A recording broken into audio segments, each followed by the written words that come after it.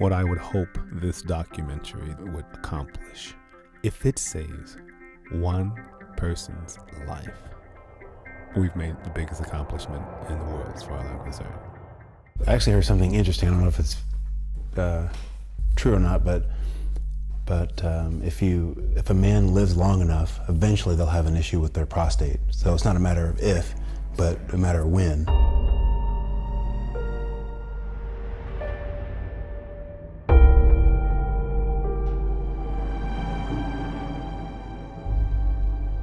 What are some of the symptoms? So prostate cancer typically doesn't have any symptoms. That's why it's often considered a silent killer, like diabetes and high blood pressure. By the time you have symptoms, you have pretty advanced disease. Right? So that's why screening or testing before you have symptoms is really important. So in the 1980s, before we had something like the PSA test, the blood test to screen for prostate cancer, men would present with back pain, which is a sign that the prostate cancer has already grown or outside of the prostate and gone to the bones. So some of the other symptoms that you may have, if you have disease that's already more advanced and we really want to catch it, some men may complain of urinating quite frequently. They may complain of blood in their urine. They may complain of some pain in the lower part of their belly, in the area where sort of like where their bladder is and where their prostate is from having to go to the bathroom frequently. But when you have those symptoms, again, that's something that we want to avoid you presenting to the doctor with. You know, we want to identify it earlier. The name is Elmer Edwards. I'm 81 years old. I have 2 sons, Raul Edwards and Christopher Edwards, and 1 daughter, Joy Edwards. Let's see, I'm married to Imogene Edwards. We've been married for, about 59 years right now. And I guess we're happily married. We're still together. I live in Gary, Indiana. My wife and I are both retired, and we've been retired quite a while. I was diagnosed by constantly having to get up at night and going to the toilet, and I couldn't empty my bag, my urine. And it was a problem, so I went to the doctor after reading about these symptoms, and it was confirmed that I had prostate problems. Since I went to Mayo and had it taken care of, I've had no symptoms, and all the tests have come out great. So I guess I'm pretty lucky right now. And the reason I was diagnosed, a friend of mine had prostate pretty bad, and he passed on, and I saw him suffer, so I didn't want to go through the same symptoms with the radiation and everything. And I was lucky. After the operation, I didn't have to go through all that. I don't even take a pill for it now. So after I was confirmed that I had prostate problems from being examined here in Gary, I went up to Mayo Clinic, and they ran extensive tests and then diagnosed. They confirmed that I did have it, but quite not as bad as I thought it was at the first. It was diagnosed in Gary. So, and they operated. I didn't want to waste any time. And I haven't been back since, except for the doctors around locally. Well, I wish I could go back and start all over again. Maybe I could have prevented it. You never know. Some precautions, I guess, well, going to get examined regularly. My family was very supportive. The kids, they all came to I guess, encourage me, and that they were standing behind me. It made me feel pretty good.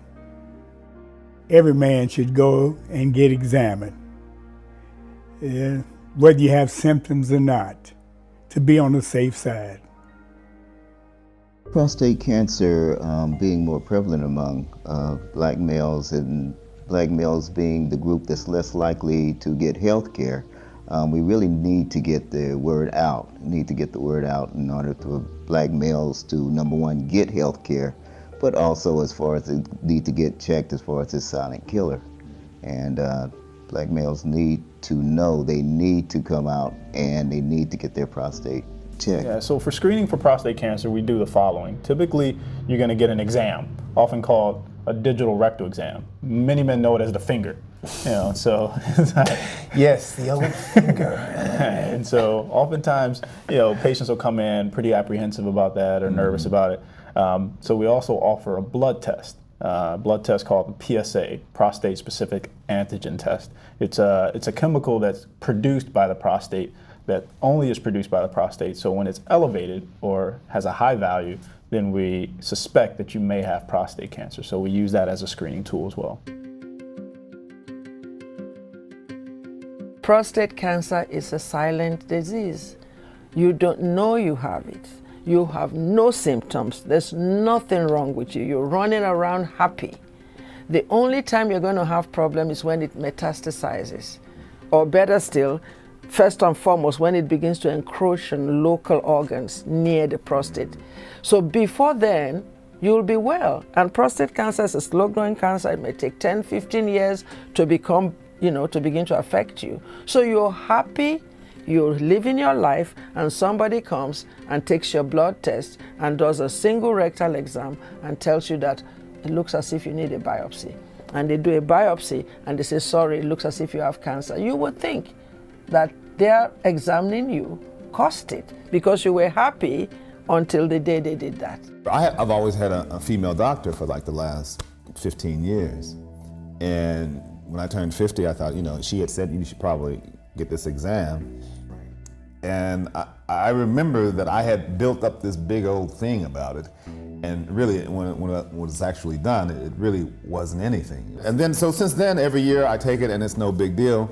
And, I'm glad I was able to get past that. But that is an issue, and that's one of the reasons why we're doing this documentary. It's not only because of the high rate, but also because of the fears and the way we justify not taking it. We come up with excuses and fears that aren't warranted for not even taking the exam. And let me tell you something, if you think that exam is painful, you try cancer, try prostate cancer. Who is Mayor Rudy Clare? That's pretty good. I was, anyway, an elected official. I was elected official for almost 40 years around Gary, Indiana and Lake County, Indiana. We started out as a state senator. In fact, we were the first African-American state senator from Northwest Indiana to serve in the Senate. I was the only African-American there at the time. And then we left the state Senate and we were elected to the Lake County Council. In other words, we came a little closer to home. And then I was elected county recorder in Lake County, Indiana. And then, of course, I was elected to the Board of County Commissioners. And I served in Board of County Commissioners almost 20 years. And then, of course, the clarion call was to become mayor of my hometown, which is Gary, Indiana. And a pretty stressful job, I might add. But, you can't lead people that you do not love. And I love Gary. I love Gary people. We had the best people, Well, usually every year I go over to get a, should I say, a physical. I get my flu shots, I get my physical, and they take the so-called blood draw and all of this here. And then I got a call from the doctor saying that he wanted to check it a little further with biopsies and all that kind of thing. And after they checked it all out, and it was early, I might add, he said to me, looked like you had a prostate cancer, I said, well, let's fix it up, because I got to go back to work. And he said, well, we'll start work on it. Well, the blood test was first, but they were not looking for, prostate cancer with the blood test, but that's where they found it.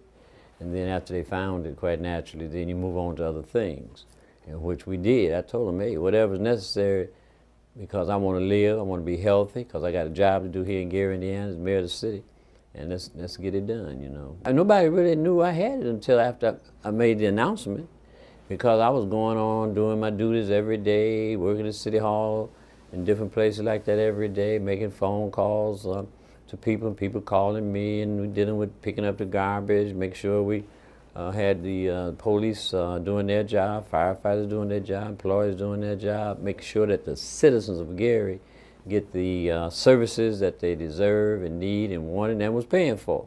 So there wasn't any, should I say, gap in my job as mayor as related to the prostate. And then lo and behold, my wife got sick. You know, she had to go to the hospital. And that kind of woke me up. And so I said to my wife, I said, hey, I'm pulling out a race, and you and I are going to enjoy our senior years here and go ahead on and do something else. Oh, let me tell you, well, how has your faith helped get you through prostate cancer? The Bible says, I think it's in Hebrews, says faith is the substance of things hoped for, evidence of things unseen. And I have the faith to know that the evidence of things unseen, which is the healing, is there for me. Oh yeah, well my son, he was in Atlanta, Georgia at the time. And he didn't really know until really I decided to pull out a marriage rate. And I called him in Atlanta and told him what was going on. And within 1 hour's time, he was in his car and drove all the way to Gary, Indiana. And boy, that really, I'll never forget that. Well, tears came in my heart, eyes too, you know. To see my son give me that kind of love. It made me feel pretty good. It makes me feel good today, in fact. And my wife, she's just been a gem, you know, just a gem, you know. She won't even allow me to go to Chicago to the doctor unless she's there with me, you know. And so the family has been really close. And that helps, you know, that really helps. It helped me anyway. It really helped me because that family support, you gotta have a good, strong family. My wife and my son have been there for me every step of the way, every step of the way. You can be a celebrity and catch it. You know, you can be a Farrakhan, minister in the Nation of Islam. You can be Colin Powell, one of the greatest generals of our time, and catch it, you know, and on and on and on. African-American males and other males, they must really go and have what is called a PSA, check the numbers out and see what's going on with that. And if you catch it early, you have a better opportunity to save your life. Don't you want to save your life? Of course.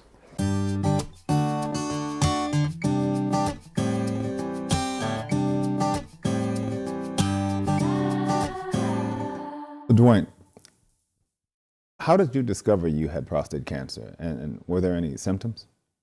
Never any symptoms, and haven't had symptoms in 3 years since I was diagnosed. How old were you when you? 46 when I was diagnosed, 46. It was already spread, already advanced, and inoperable.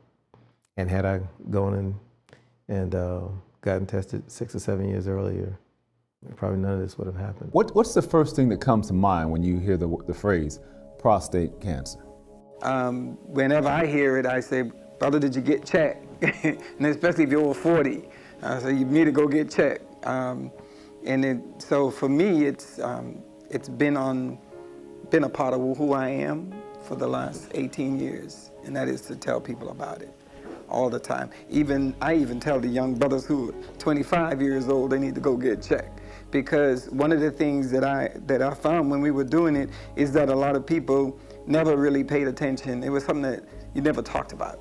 I mean, I'm originally from the Bahamas, and we have people dying all the time, but nobody even talk about cancer. And so now that it's something that I've known about, and the fact that once we did our testing in Houston, we found we had like 2 guys who were 25 years old. And then they found out that the father had it, the grandfather had it, and the great-grandfather had it. And so we were able to at least share something in that family that you got to talk about it. So has cancer, and particularly prostate cancer, been in your family history? My father was diagnosed back in 2000, and I was living in Austin, and I really didn't get that involved. I was always busy, never had time, and in fact, I didn't even come home for his surgery, which I regretted, but he had surgery. He was in the hospital for 3 days. I never could make it. And as a result, I didn't take it serious. And so he had battled prostate cancer. And even knowing that, I still did not go get tested.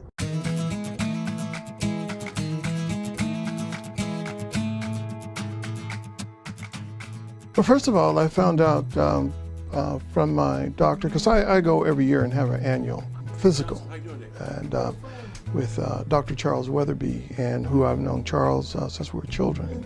Pretty good. Now, how about yourself?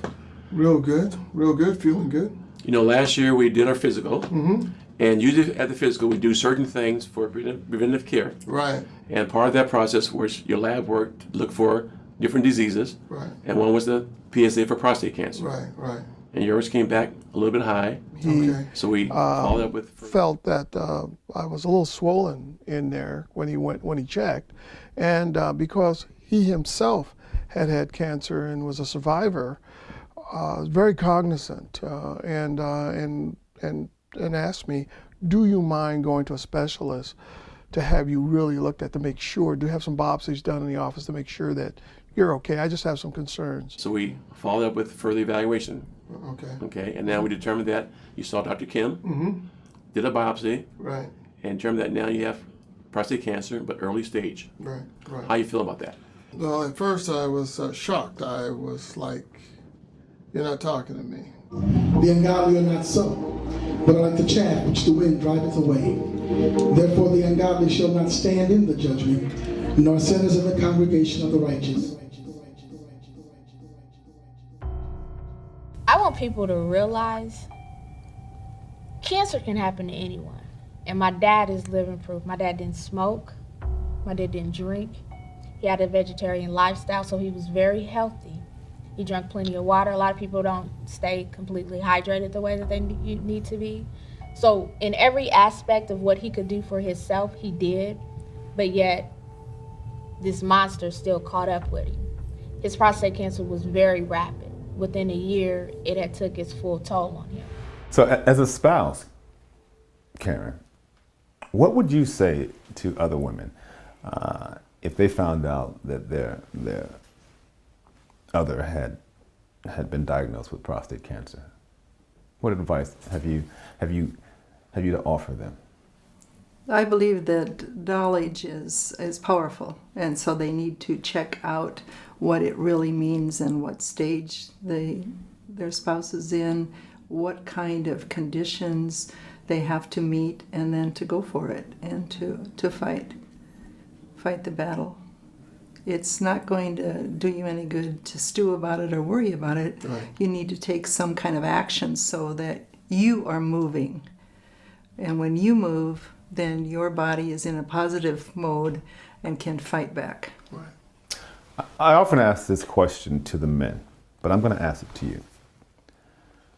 There are people that have watched this video, this documentary, and will say, "I'm still not buying it. I don't want to take the test. I'll find some other way, or my faith will help me, or I'll just make sure I eat right." What would you say to those people?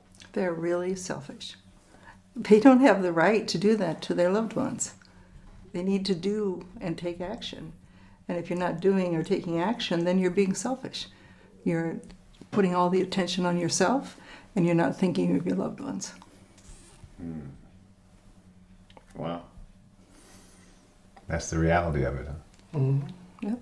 Those people who say, "I don't need to, I don't have to, somebody else will take care of me," are being selfish. So ignorance isn't bliss.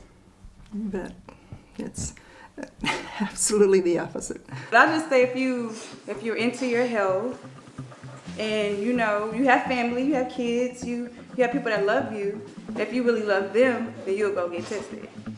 Okay, if you really love them, Yep. you go get tested. Mm-hmm. It's selfish not to, don't you think? Camera over here a little bit. I want you to see this is real stuff we're talking about. And this is his daughter, and this is real. It affects people, and it doesn't. It's not just that person. This is, and as you said, Karen, when you don't do the responsible thing, that's a selfish act that you've decided to take, because so many people are affected by that one person. And this document is about letting people know that And this is real. You know, you hear the sniffing. That's someone off camera. That's his daughter. That's affected by the question, by even posing that question to you. That if you were not to make it through this, I'd like to thank you so much for your time. Welcome.